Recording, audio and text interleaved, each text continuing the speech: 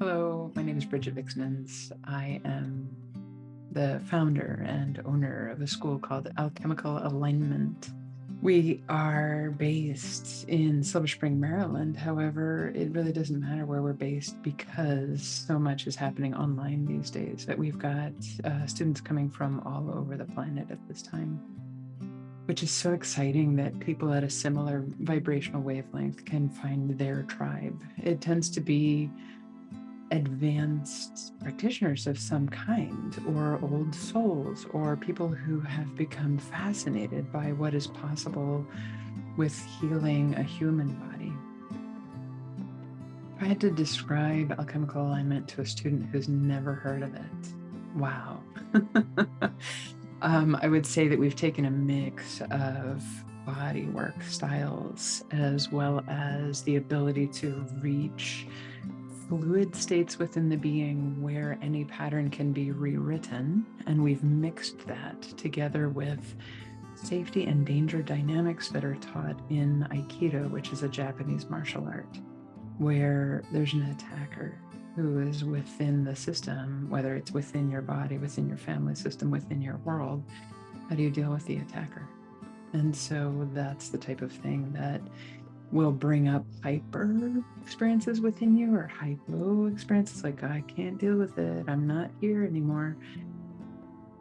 How do you create a range of regulation, a range of resonance where you are participating in your body, in your life, etc.? How do you get there in the safest possible way? Small doable bits, as opposed to will taking over and trying to get you somewhere, which ends up usually having us spinning or in these double binds, which means I must do it, I can't do it, or collapsing in some way, or in a deeper freeze that just says, I opt out in some way, whether it's for the wholeness of all of you or it's for some part of you. That's what we're up to in alchemical alignment. We have default settings within the security system of a human body that drag you down toward inertial patterns that are inside of you, whether it's for a symptom in a body part or a state inside of you. There's a forever drag toward that. And so you do all sorts of management practices, you do all sorts of stress relief practices, and then get dragged back to that. That's when you know that you need some trauma resolution work as well as embodiment of spirit. So those are the two things that we're working with in alchemical alignment. How do I work with the leaden drag towards states and habits? Also, how do I become who I still can be while I'm here on the planet? That I was practicing one or another and learning all of them, and I started blending them myself. And whenever I went somewhere and just tried to be a student or just tried to be an assistant, people would say, you're not doing what we're doing, and we're really curious about what you're doing because it seems to be working.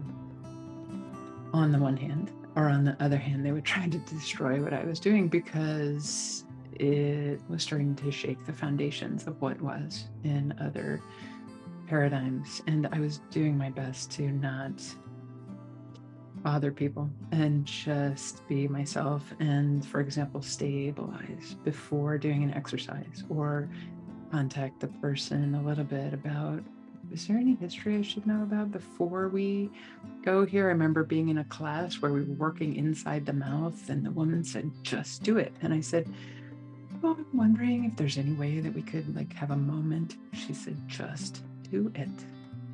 If we could just notice what's going on. And she said, well, at some point I'd been hit by a swing, but it doesn't matter.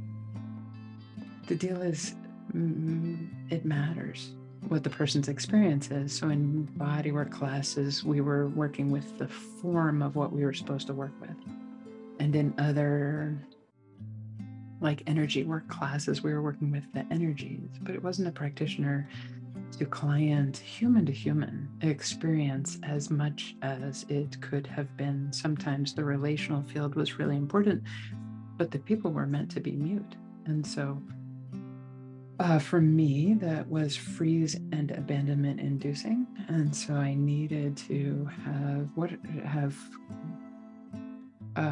keys for, tools for, what are the smallest doable bits of communication at a bare minimum. And then beyond that, wow, practitioner education about what's possible with the whole security system, no matter what state you're in. Yeah, so at what point did alchemical alignment mature into something to teach others that I might want to teach? I had been thinking, one day I will teach. One day, like decades later, I will teach one day. And so I was so fulfilled being a student, being an assistant, traveling around to different places because I could. And I was just happy receiving information, and then going to my private practice, receiving and going to my private practice and learning more private practice, until I realized I was participating in modalities that were causing harm because of what they didn't know, and that I knew a heck of a lot that I wanted people to know. And so over decades, I had been watching my teachers, like, oh, this is how you structure a class. So this is what you're doing. I had gotten a master's in teaching at Georgetown, which was, I thought I would never use, for a long time. And it was so great to be able to bring all of those skills together into presenting classes. There was through my frozen self, there was a shaking urge that came up to say, you can't do it that way anymore. And that shaking self speaking up from the depths said, it's time. I have to do it. I just have to do it. And I so did not want to cross that threshold. And then thankfully, small doable steps led to where we are today. It was around 2005 and then 6, 7, 8, 9, 10 that I knew it was coming together, and I had a name for it. 2011, 12, I was just like, oh, it's forming. I can feel it.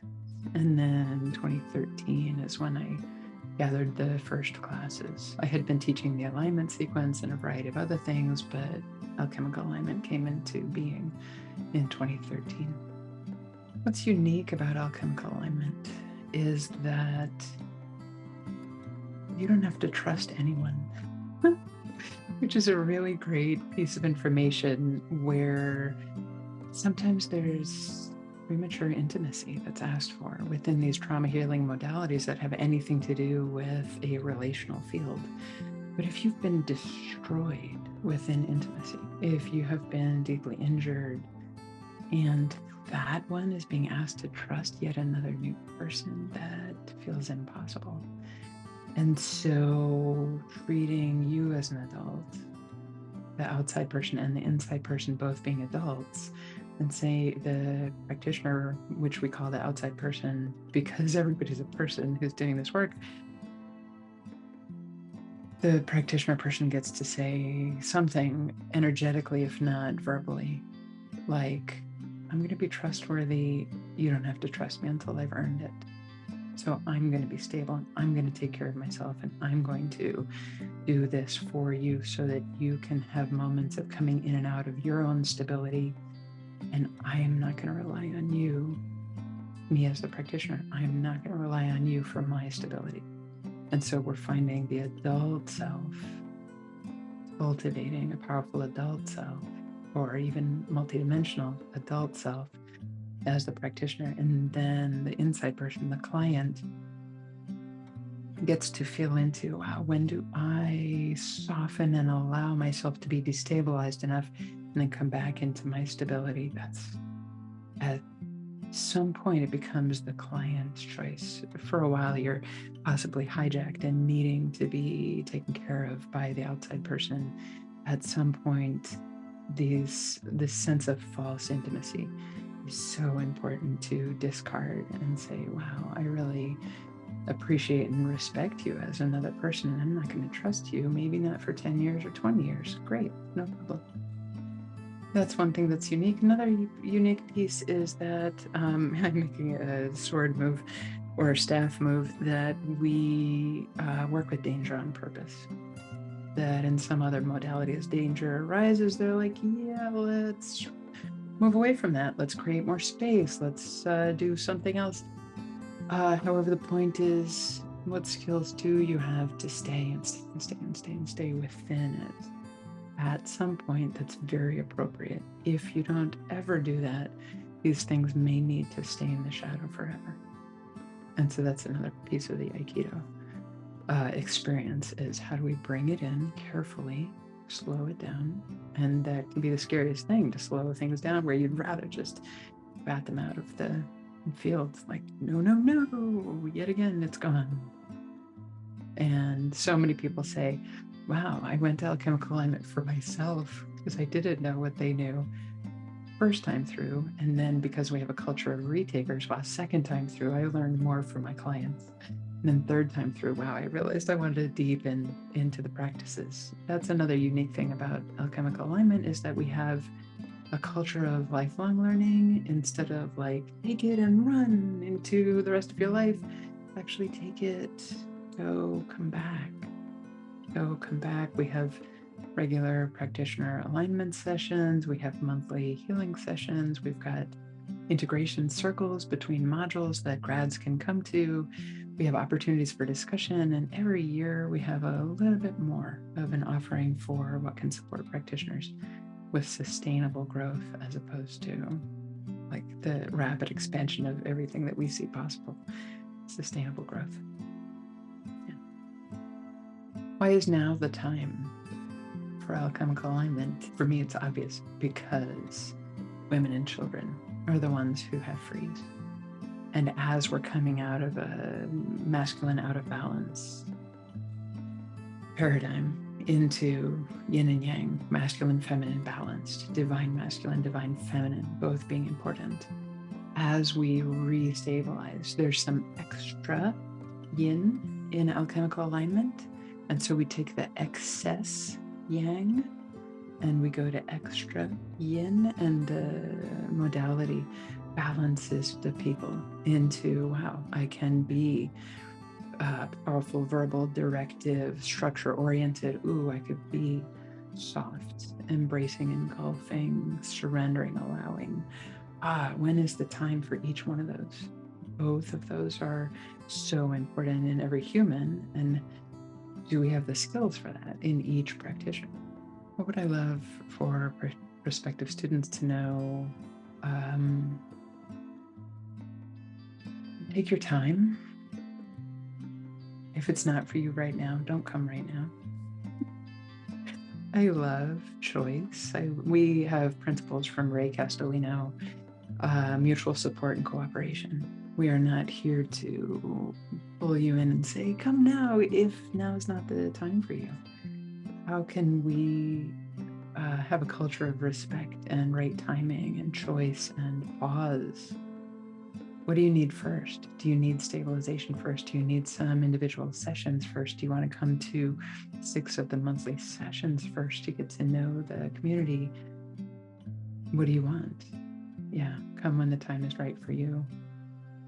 The child, there's a young one inside who has stress management strategies, and the young one who is inside will be in a loop of being treated just like when they were small.